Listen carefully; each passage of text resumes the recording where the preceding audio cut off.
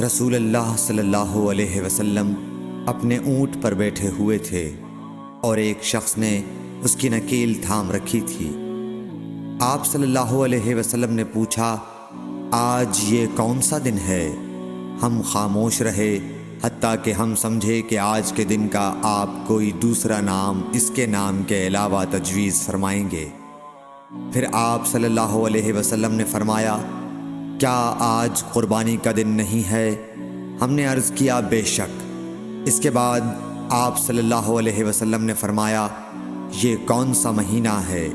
हम इस पर भी खामोश रहे और यही समझे कि इस महीने का भी आप इसके नाम के अलावा कोई दूसरा नाम तजवीज़ फरमाएंगे।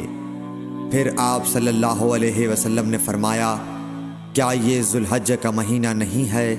हमने अर्ज़ किया, बेशक। आप सल्लल्लाहु अलैहि वसल्लम ने फरमाया, तो यकीनन तुम्हारी जानें और तुम्हारे माल और तुम्हारी आबरू तुम्हारे दरमियान इसी तरह हराम हैं जिस तरह आज के दिन की हुर्मत तुम्हारे इस महीने और इस शहर में है।